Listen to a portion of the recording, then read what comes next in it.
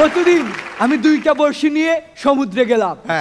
একটা বড়শির মধ্যে টুপ হিসাবে ব্যবহার করলাম আমিন স্যারের ছবি, আরেকটা বড়শিতে টুপ হিসেবে ব্যবহার করলাম নায়িকা পরিমণির ছবি। আমিন স্যারের ছবিতে প্রায় 13টা মাছ ধরলো, কিন্তু নায়িকা পরিমণির ছবিতে একটাও মাছ ধরলো না। আমি সাথে সাথে একটা মাছকে জিজ্ঞেস করলাম, মাছ ভাই আপনি শুধু নায়করে খাইলেন কেন, নায়িকারে নিলেন না মুখে? সেই সময় মাছটা আমার উইটটা করলো, আরে ভাই আমি তো ভাবছিলাম আগে নায়করে খাইয়া ফেলাইমু, তাইলে নায়িকা শুধু আমার। আরে তুষার ভাই আপনি পানির মধ্যে কি করেন? দুনিয়ার সকল মানুষের খাদ্য খাইয়া এখন মাছের খাদ্য খাইতেছেন। বুঝছি।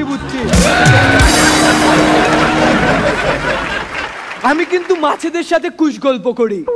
আমি যখনই যেখানেই যাই সেখানে মাছদের সাথে বসে বসে গল্প করি।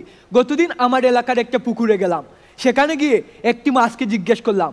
এলাকায় যখন ছিল মানুষ 10 জন, তখন মাছের সংখ্যা ছিল মাত্র 2টা। এখন এলাকায় মানুষের সংখ্যা 100 জন, কিন্তু মাছের সংখ্যা 5000। তোরা যে এত তাড়াতাড়ি এত মাছের সংখ্যা বৃদ্ধি পাচ্ছে, তোদের কি লজ্জা লাগে না? তখন মাছটা আমার কি কয় জানেন? কি? পানির ভিতর ফার্মেসি কি তোর বাপে দিব?